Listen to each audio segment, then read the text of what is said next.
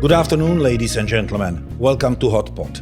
My name is Tomáš Esler, and for over 20 years I was working as a news producer, correspondent for CNN and the Czech television in many countries around the world. Hot Pot is my podcast project in which I want to introduce you to and talk to very interesting people I met throughout my career, people who understand nowadays or today's world's issues, experts, but also people who have very powerful life stories. My guest today is a musician who belongs today among the most busiest composers of film and TV music in Hollywood, a man who used to be a rock star, who used to play for many years with Robbiemu Williams. Please let me introduce you to Fil Eisler. And I still cannot believe you are here. I'm so happy that this actually worked out, that we are sitting here in one room in Prague. Finally. Yes, finally. We don't have to do it remotely. We don't have to do it long distance. Plus, you have an incredible, one hell of a life story. So that's why I'm very happy you are here and you can share some of this with us. And thank you again for your time. Thank you for your patience to come here. But I would like to start with a story. I lived all over the world, ever since we met in 1999. And wherever I was, be it Atlanta, be it Baghdad, be it Beijing, be it Hong Kong, now Prague, whenever I go out with my friends, I brag. I brag about how I met you.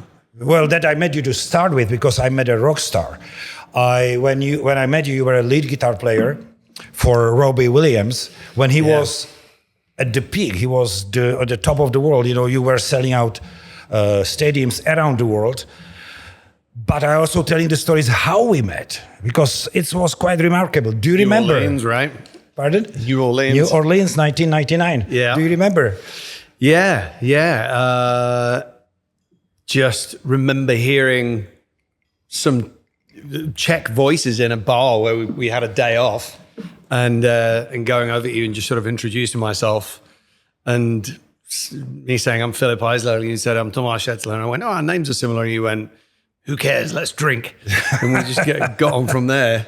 And then I don't remember much after that. It was just a blur, basically. Well, I also remember mostly the beginning of that night, because actually it was also quite a long night for me, because I was bar hopping in New Orleans, listening to all kinds of music, mostly rock music. And then at around 2 a.m, I decided I want to have a last drink, quiet drink, and then go back to my... That went well for you. Bed and breakfast. Then I met you, and what was supposed to be last quiet drink ended up, I don't know, next day. It was light already. I don't remember, man. I don't remember. I just remember the next day hurt. Yep, it did. And I remember that night we also exchanged, we chatted a lot. We talked a lot. Yeah, I'm sure. I don't remember exactly the content of the conversation. Nope. But we ended up exchanging emails. And I thought, I'm not going to write to this guy. I mean, he's a rock star, he's got a lot of followers, a lot of fans, everybody's chasing him. Being far too generous there, but yeah. I leave him alone. But then you wrote to me before Christmas and wished me Happy Christmas, Merry Christmas. And I was like, wow, this guy is a rock star, but he's also a nice guy. So I wrote back to you, and this is when it started snowballing. And then the next thing I know, I was at the concert to watch you and listen to you and Robbiemu Williams. Yeah, what was the next time we saw each other? I think it was in London, maybe. Yeah, it was in London. I remember going clubbing with you in London somewhere at one point. That was the night. Yeah, well, I think we will also get to it. But you're originally from Prague. You were born here. Yep. What part of Prague you were born in, or where you grew up? The first place we lived was Bertramka, just by the Mozart Museum. And then when I was probably 6 months old, we moved to just off Kozí náměstí, just down the road from here. And that's where I grew up till I was about 8.5, 9, something like that. So it was in late 1970s, early 1980s? Early 80s, yeah. Yeah. So it was deep communism. Yep. No end in sight to communism at the time. Yes, nobody believed that it will end one day. Tell me a little bit about the environment, about your family. What environment, what family did you grow up with? Yeah, so my dad was and is a psychologist, ended up being quite a prominent psychologist in eating disorders and family therapy. But especially once we moved to England. And my mum studied theatre design, stage design, and then was basically home with us. So I remember having a pretty normal childhood, riding my bike on Letna, pretty normal. Like I had no idea what was really going on in the country. There were quite a lot of musicians around. My parents were around a lot of musicians, writers, and I think that might have been one of the reasons when we were trying to escape that the SDB started taking some interest in them, because there were definitely some dissident writers connected with them and stuff. And actually, one of my earliest memories of music was I remember the night John Lennon got killed. Wow. In 1980, because I was a little kid, and my mum was at somebody's apartment. I can't remember if my dad was there or not. There was a band rehearsing in one of the rooms, and then I remember the sort of girlfriends of all the guys in the band suddenly started talking about, oh my God, John Lennon got shot. And that's one of my earliest memories of being around music, being around a band, a rock band.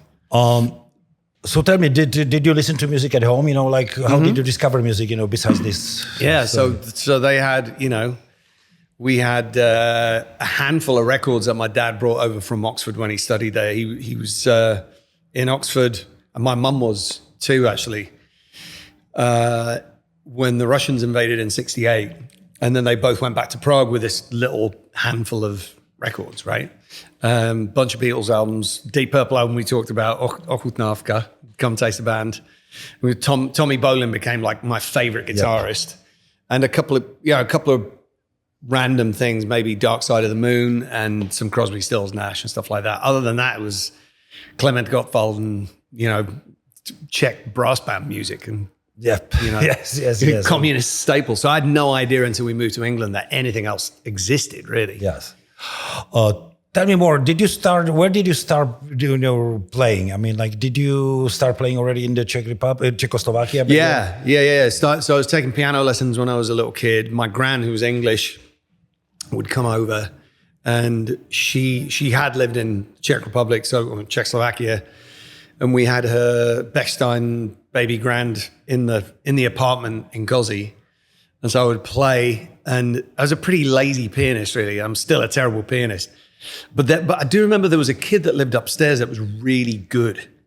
So I would never practice until I heard this kid play, and I'd be like, shit, I've got to go practice. And then I'd kind of run to the piano and play. But she started teaching me, and I took some music lessons here. I would have been 6 or 7 years old at this point. So your first music lessons were given to you by your grandmother? Yep.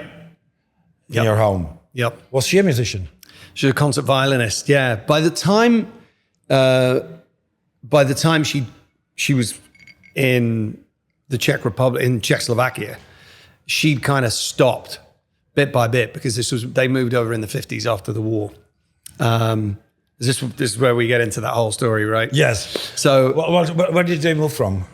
Okay, so there's an English side to the family and a Czech side to the family. So the Czech side, my grandfather, who I never met, because he died before I was born, in a bizarre mountaineering accident, got hit by lightning, of all things, which was couldn't write that. And his brother left Prague right as the Nazis were coming in, and ended up in London briefly. Then my uncle ended up being recruited into intelligence and ended up working for MI6 after the war. So he was running. And he was English or Czech? He was Czech. He was Czech. So both Czech Jews, they escaped the Nazis as they were coming into Prague. Yes. He goes to work for MI6 at the same time, and running spies out of East Berlin and Vienna, right at the same time as my grandfather is working for Klement Gottwald as an economist. How did he get a job with Klement Gottwald? I mean, well, he was a pretty well-known economist before that. So I guess they were in England because he was serving in the Czech army. He was locked up for a little while in Holloway prison, I think, was like a communist agitator or something, and then basically ended up serving in the Czech army abroad during the war. And when he came back, before he came back, they lived in Geneva and then in New York as the UN was being set up. So he and my grandmother he was working for the UN at the time, and then moved back to Prague and got the job in the president's office right before the whole Slansky affair. I just want to remind some of the viewers who might not know, and our listeners, Klement Gottwald was the first Czech communist president, and probably the most cruel one, the most brutal one. Because was he really? Nobody killed as many people as him. Like after that, right. There were people dying throughout the whole. Was it Gottwald or was it Stalin? Well, exactly. He was working upon. He had his Soviet advisors. Yes, he was doing basically what Moscow told him. That's true. Right. That's true. So back to your family. Yeah. So they were, basically everybody my grandfather was working with was swept up in the Slansky show trials. Most of them were either put in prison or executed. And one of the theories of my spy uncle was that he was spared because my great grandfather used to work for Winston Churchill. Yep. And had some political connections, and maybe that's how he got. Anyway, that's kind of hotly contested in my family, but that was his theory. So at that point, my grandmother was basically in Czechoslovakia with 2 kids, no British passport, and no way to get out, and on her own. Yeah. After my grandfather died, and eventually managed to get back to England and become a music therapist. And then she was coming backwards and forwards after me and my sister were born. And really, that was my first exposure to music. She was a brilliant musician. Your grandmother. I ended up actually, the first piece of stage music I wrote, classical stage music I wrote, was a violin concerto for her, actually. We'll talk about it. Yeah. So I want to ask you, so you moved to England when you were like 8.5, 9 years old? Yeah, in 81 or 82, I think, yeah. And so you've never been there. Well, you didn't speak the language, I assume. Didn't speak English. You didn't speak English. So how was it for an 8-year-old? You left your whole world you knew until then. Behind in Prague. Your friends. How was it? Was it tough on you? Was it difficult for you to get through this? Yeah.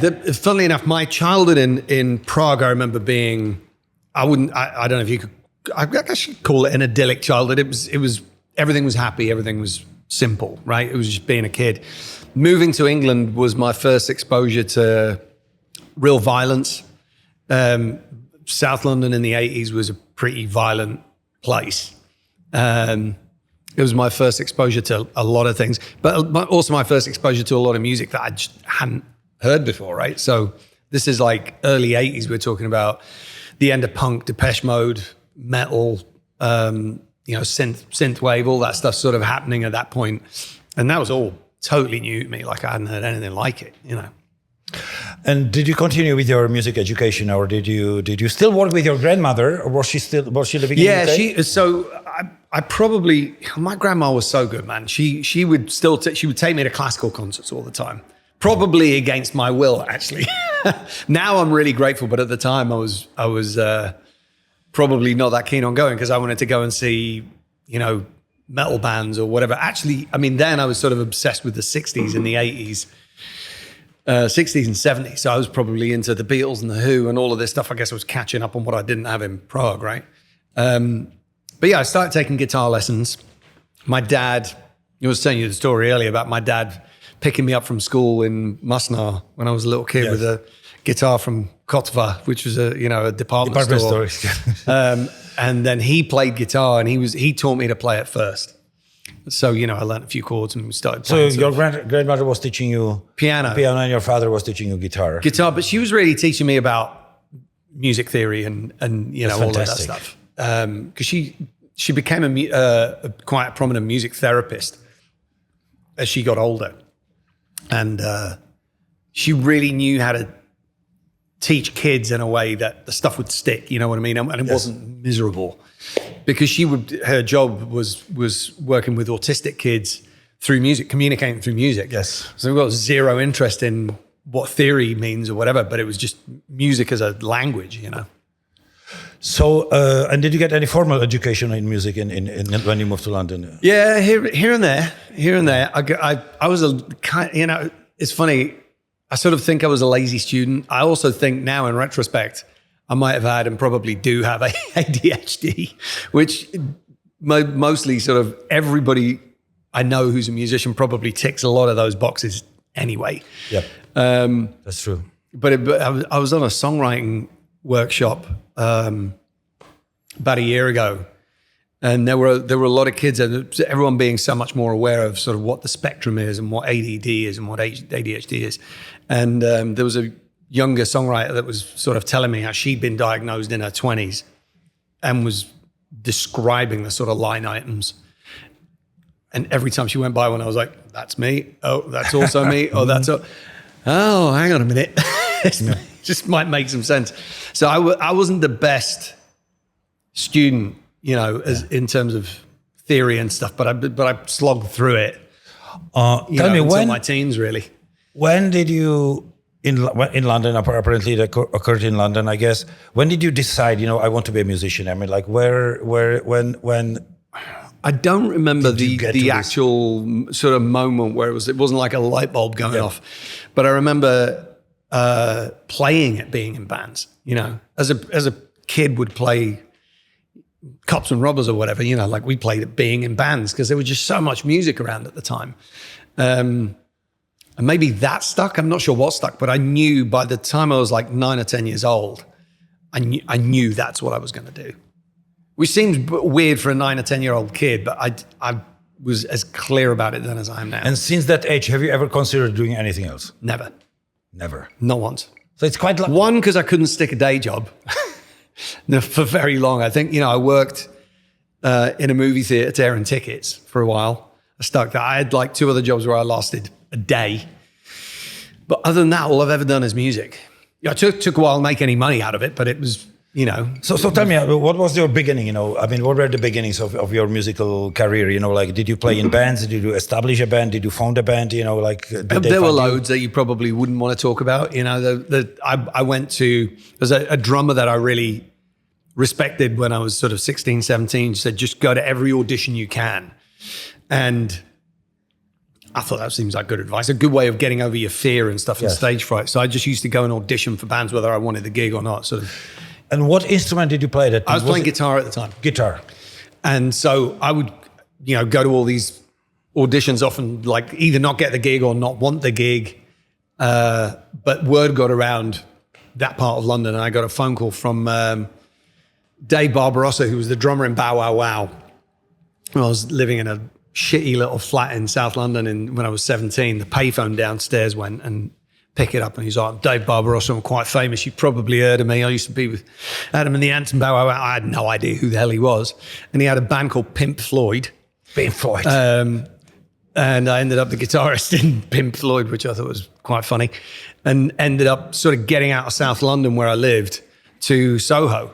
And he became sort of somewhat of a mentor in a weird little way, because he'd been raised by Malcolm McLaren, who brought up Pistols and then Bow Wow Wow, right? So he was used to sort of getting kids and turning them into musicians, into a band. And that's kind of what he did with me a little bit, even though the band never went anywhere. He was older than you, much older, I guess. Yeah, he would have been like 10 or 15 years older than me, probably. I see. Yeah. So what kind of bands did you play in? Like what was the music you played? I played in, that was kind of like this, there was like a bit of a 60s revival going on there. Like if you remember the early 90s, this is like kind of pre-grunge. Grunge hadn't really hit yet. We're talking about like 89, 90 maybe.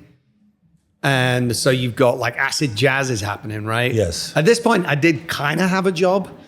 I say kind of because it was in a rehearsal studio, basically sweeping the floor and making tea. Yep. And this studio was like in the middle of nowhere in South London. It was in Deptford, which was basically a place you'd get stabbed. Yep. Now it's up and coming apparently, but which means you'll still get stabbed, but now they have nice coffee.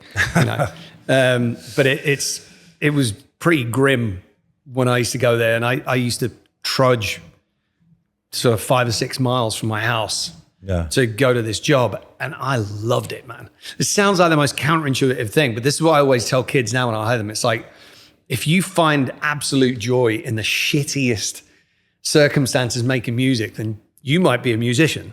Yep. If you don't, then you're probably not. Because you have to really want to be there. Yes. To get you through all the hard times. You know what I mean? So I loved it because the studio was continually empty. It was in the middle of nowhere. They had hardly any business. I don't know how long the business lasted, probably not very long.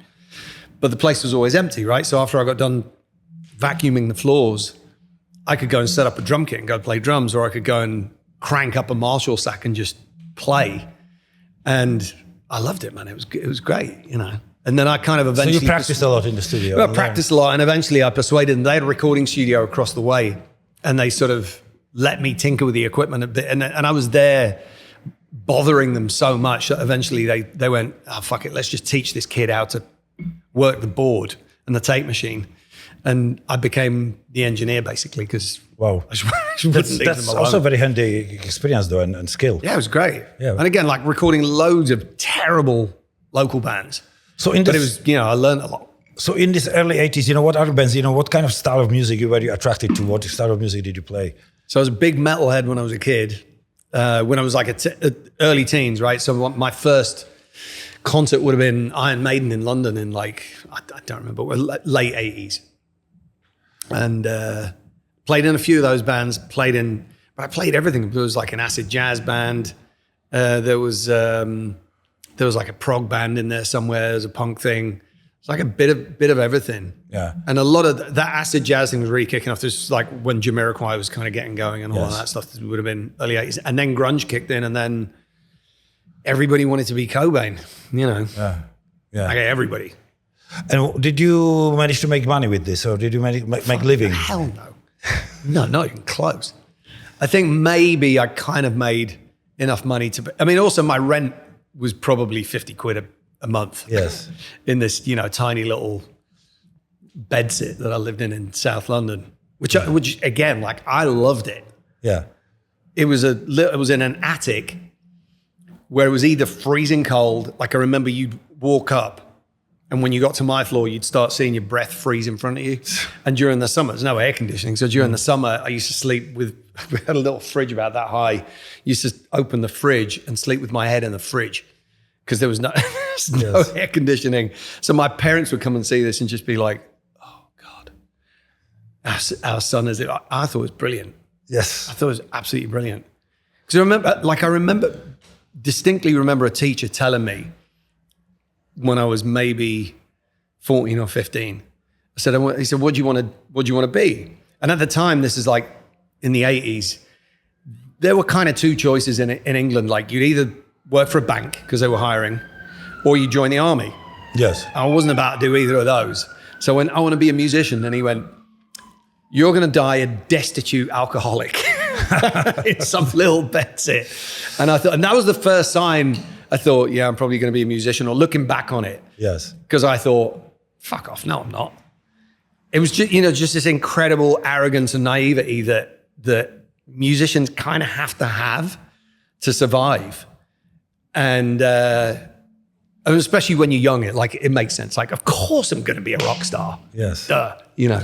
Yes. And that's that, you know, just the attitude I had. So when you were getting like, you know, in your like late teens or early 20s, you know, you just said you could not make living out of it.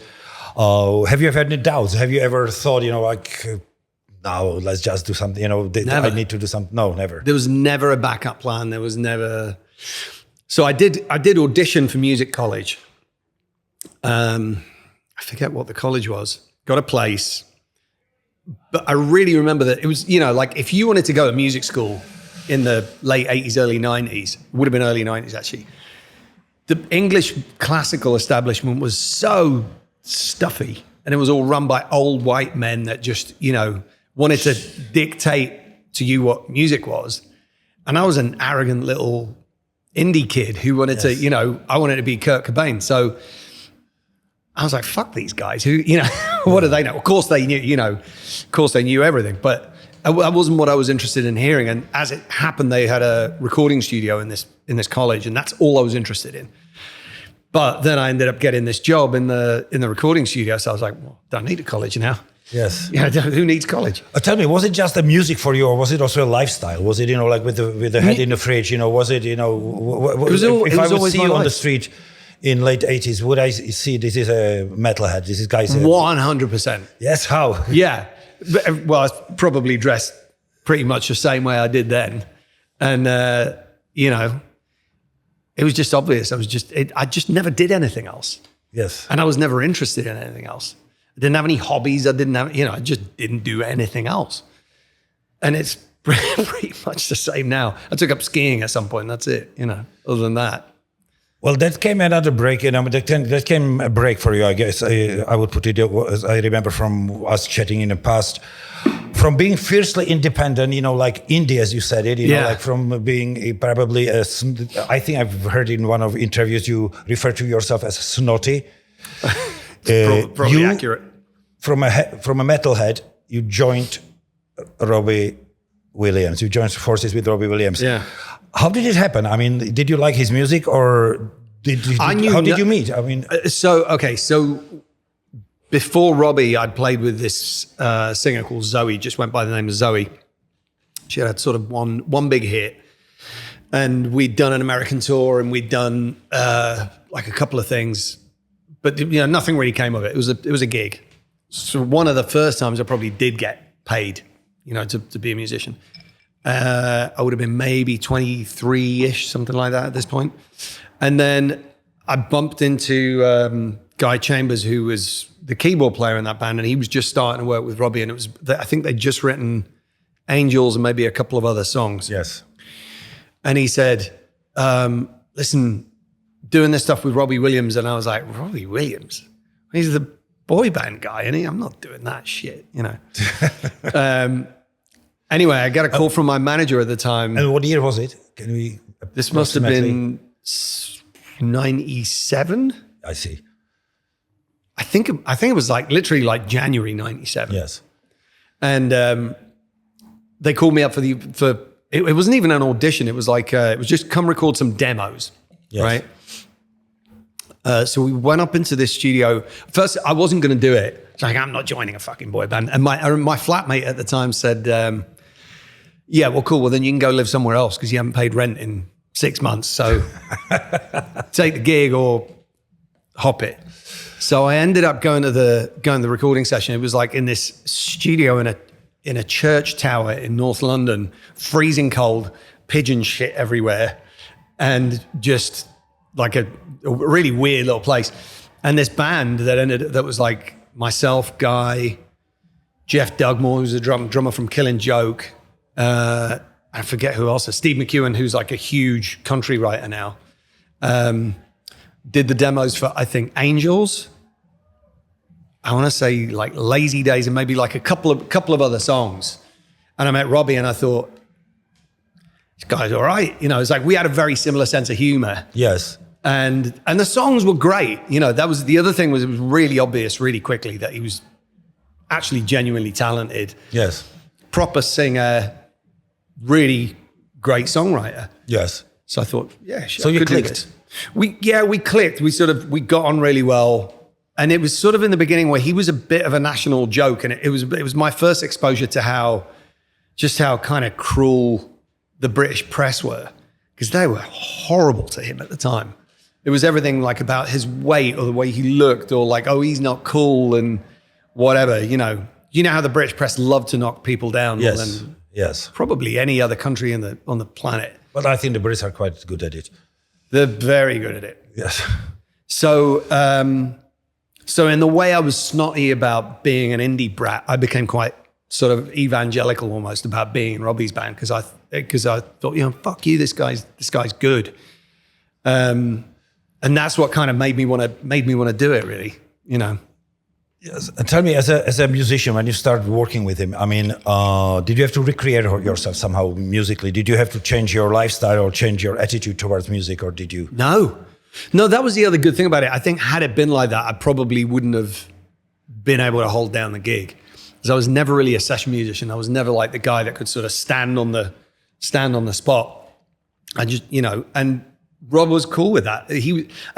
Looking back at it, that was really smart, because the band was made up of, 24, 25-year-old kids, and we would just let off the leash and we just did our thing, and the live show became great, So like while we were touring, when we began touring, there was like no one at the shows. And as it went on, people started coming. So when you started with Robbie Williams, there was nobody showing up at the shows? No. We play empty theaters, or like half empty theaters. Couldn't sell out a theater.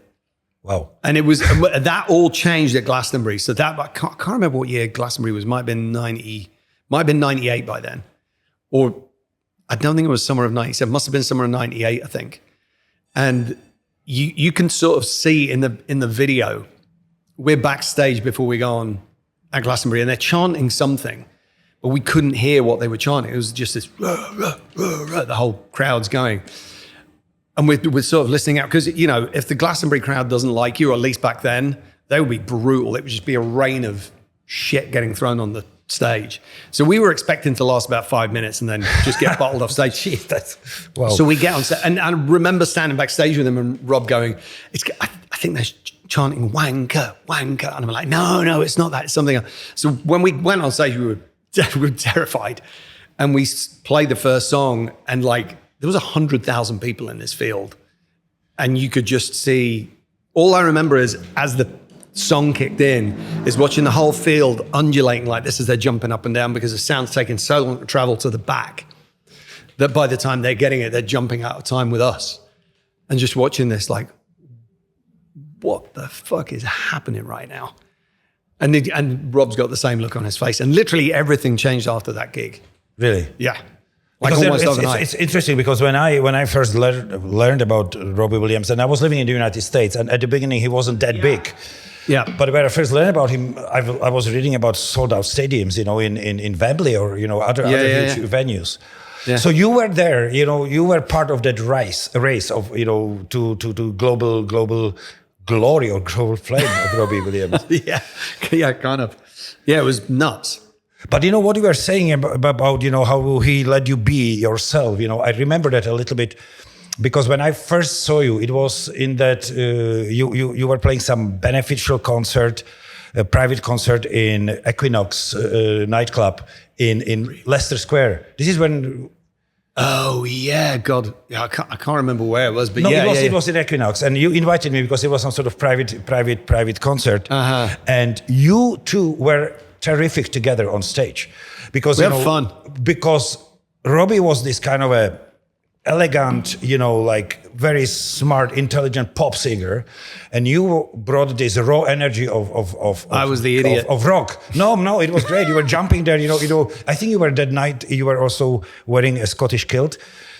Yeah, and no, but this was such a good symbiosis. You know, it was such a good, you know, you took together. It was absolutely excellent. It was funny, man. I met years later.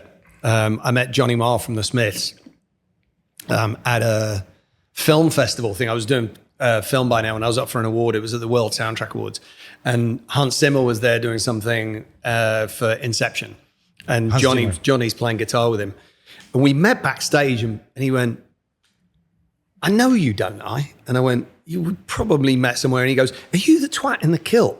Jeez. To this day, there's a DJ called Chris Moyles in England who's on Radio 1, who was...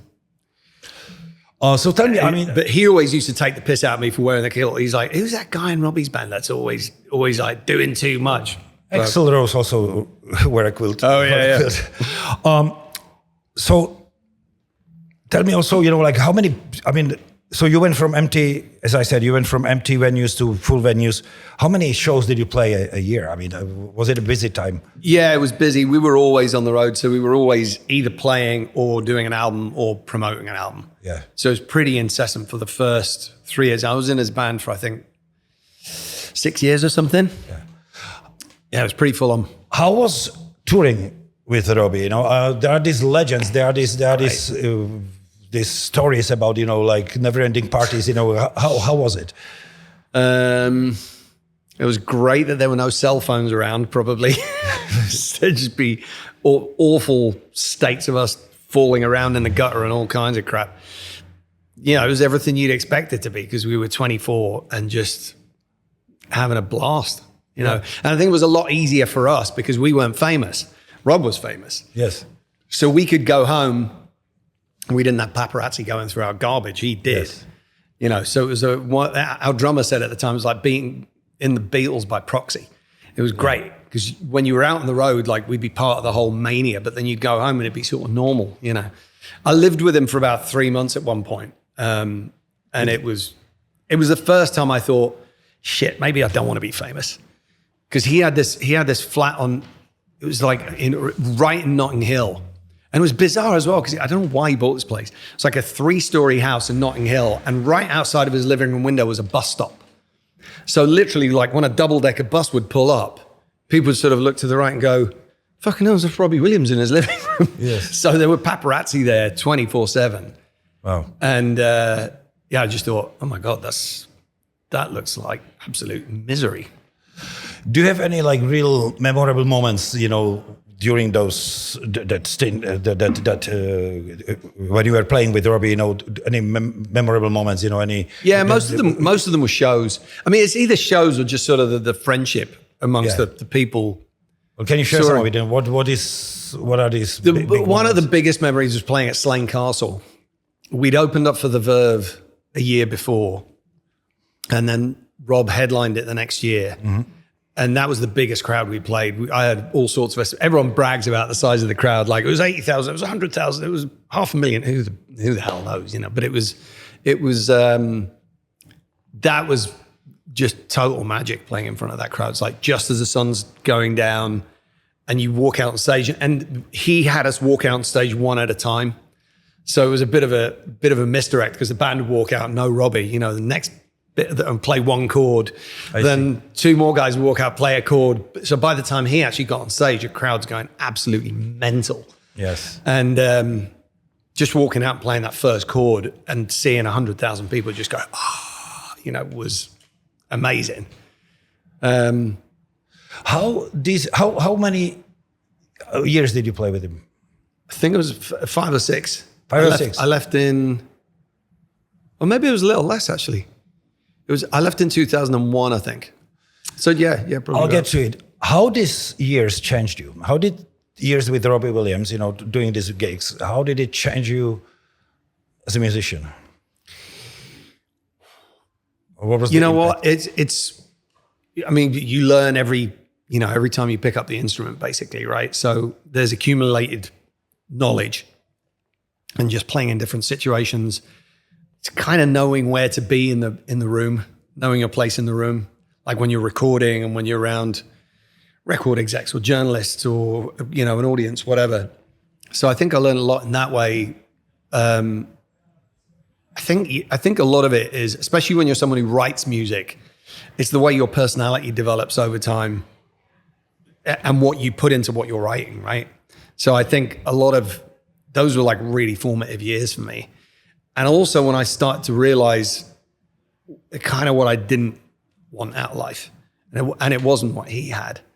I think when I started with him, I was like, this would be great. Like, I'd love to go on to do this. By the time I got out of it, I just thought, yeah, I want to have my own band. I want to write my own music, but I'm not sure I ever want that. Yes. Because there's an element of that level of fame that's just, it's intrusive, doesn't even begin to cover it. It's just, it's almost like it's not your life at certain times. Yes. So I don't know how he navigates it, but it's not something I'd fancy doing. I also want to ask, you also co-authored some of the Robbie's music. You were very little though. Like there were a couple of B-sides, and the funny thing is, like, he wrote almost exclusively with Guy at the time, and Guy was quite protective, rightly so, of his little sort of writing bubble. Yes. But Rob would write with anybody. He was just on all the time. You know what I mean? He'd walk into a room, and if there was a guitar lying around, he'd go, oh, let's write something. It's funny because there's one guy I recently worked with. There's an artist called Sam Ryder who's really blowing up in England right now, who I met about a year ago and just really got on great with him, and we started writing a couple of songs together. And he really reminds me of that energy a little bit. He's an unbelievably talented guy. Like if I was to tell you what his voice sounded like, he's somewhere between like Freddie Mercury, Jeff Buckley, and Marvin Gaye. He's unbelievable. He's unreal. And he reminds me of that energy a lot. You know what I mean? Like he'll just walk in a room and be like, let's write a song. And Rob was like that. So, there were a lot of times that there'd just be a guitar lying around and we'd write something and it would end up on the album or somewhere else. There's a couple of times he ended up covering songs that I'd written for myself, even later after I'd left the band. And we'd maybe rewrite some lyrics or something. Yeah. Yeah. But you also, I've learned, I've read about you that you also played with other big artists, other big musicians. Can you tell me about some of the names and what projects you were working on together? All sorts of random things, like, I met Imogen Heap when she was just starting out, wrote on her first record, which was, we were both like about 18 years old at the time. And then I got to record with all sorts of weird people. Holly Johnson from Frankie Goes to Hollywood. We did that stuff with Kylie Minogue and Tom Jones when Rob was around. Oh, really? It was great. I got to play on a Tom Jones record, which was amazing. That's fantastic. Yeah, that's cool. It was funny. I met him in Vegas later when he had his like review show. Yeah, and told him like the greatest moment of my career till then was playing a guitar solo on. He did like a covers record somewhere in the 90s. I think we did. It was a Lenny Kravitz tune. It was "Are You Gonna Go My Way," and I played a solo on it. And then I hear it. He wasn't there at the time. I don't think he'd even done his vocal. And then when it came out, I just heard it on the radio, and I'm playing, and I just hear Tom Jones going, "Play the guitar, son." I was like, "That's the greatest moment of my career, man." Yeah, stuff like that, like really random things. I wasn't going out trying to be a session player. I wasn't going out really trying to be a songwriter either. I was just trying to make music for myself. So there was a lot of sort of weird situations that just came about or I fell into. Then came 2001, as you mentioned already, and I remember, we talked over the phone. I was still in Atlanta with CNN, and we occasionally call each other. I remember, and you told me that you quit Robbie Williams. Did I call you to tell you? I don't know if you called me to tell. I don't know if you called me, but you said you quit. Right. And I remember, vaguely remember the reason. I asked you why. What did I say? I'm curious. You said, I remember that I remember quite clearly. You said, and I asked you why. What did you do? I mean, why would you do that? And you said, if I have to play rock DJ one more time, I will bludgeon somebody to death with guitar. This is what you said. You said, I just cannot do it anymore. This kind of a thing. It wasn't anything to do with the music. I think the real reason was I wanted to just go do my own music. I didn't really want to be a sideman anymore. And I was never going to stick around for very long. In fact, I remember being quite hard on myself about not having left earlier to go, because at that point, I felt like if you're 25, you're too old to be doing it, which is hilarious now, I'm in my early 50s. So it's like, that was the real reason for leaving. But I also remember thinking, if I'm on stage in front of 80,000 people and I'm wondering what I'm going to have for dinner after the gig, it's probably time to quit. So it was a weird thing because nobody ever left that band. Yeah. They were either fired or they stayed. Yeah. And I remember really clearly as I remember thinking I wanted to be a musician. I remember thinking, okay, this is done. I need to go do something else. And it was, I remember telling him it was, we played in Auckland. The last gig we played was in Auckland. We'd just done this tour of Southeast Asia. And I remember him coming up to me before the gig and going, "So are you really leaving? Is this really it?" And I went, "Yeah, that's it." And then we had this, it was a really odd energy on the stage that night. Because it was quite emotional. Like you become a little bit of a family on the road. Of course. But of course, he's been flying for decades now and, no big deal. But I do remember the band all went in one direction. They all flew back to London. And I went and sat on a beach in Vietnam for a month just to figure out what the hell I was doing. And I do remember sitting on the beach at one point by myself and going, I hope that was the right decision, because everybody in my life thought I'd lost my mind. It's like, What are you doing? I was wondering. Yeah, I'm sure you were, yeah. But it made, again, it made sense to me. And the arrogance of youth, man. I was like, right, I'm going to go and do it by myself. Yes. So how did that go? I mean, you moved to the United States? Yeah, so I signed a deal as a solo artist with EMI. I think I got advanced 50 grand and I thought, that's it, I'm rich. And I bought a tape machine and a couple of, bits of studio equipment. Incidentally, the worst investment you could ever make. Ended up selling it probably 12 months later for nothing. Yeah. And built a studio in London, started recording demos, and literally I want to say a year later, I moved to New York. Also 9/11. Right. What 9/11 happened. Yes. I think like the week I was going to move to New York, my manager moved first. Yes. And then I was gonna move like a week or two after him and come live with him. Just again, like total the arrogance of just like, you're gonna move to New York with no money, no gig, no nothing. Yep. With a couple of guitars, and you'll figure it out. What the fuck are you gonna figure out? Yeah, you know what I mean? But again, like just I'm going to go do this sort of mentality, right? The DIY sort of mentality. Was it like this kind of a mentality or this idea, okay, now I did it here in UK, now I go to United States and I will make it there by myself? Kind of. I never thought I'd made it. I just played in some guy's band. It wasn't like I had a name. There were a couple of other reasons why I left England. I mean, one, I just wanted to be in New York. Like the scene in New York is amazing at the time. It was like White Stripes had just happened. Yeah. You know, there was like that. It was that time. Or the music industry was just beginning to implode a bit because it was post Napster. Yes. So probably the worst time to try and become a solo artist ever. But the scene was really vibrant and amazing. I just wanted to be in New York. But also round about then, and I don't know how much bearing this really had on me leaving Robbie's band, but I do remember I was starting to appear in the tabloids in England as they would do these articles about Robbie Williams' inner circle, his drinking mates. And I just remember seeing one of these things in the Sun and going, fuck, if I stay here, I'm only ever going to be the third guy at the bar from the right, on the, you know, to the right of Rob. Yep. That's all I'm ever going to be here, Yes. because that's the way the press is in England. Yes. As soon as you go to America, this was the great thing about moving to the States was nobody gave a shit. They just wanted to, they just thought, wow, this guy's got a story. This is cool. Yeah. And what does your music sound like? And that's kind of all they cared about. So I went to New York and promptly became homeless. Právě jste doposlouchali první část podcastu Hotpot, která je přístupná zdarma.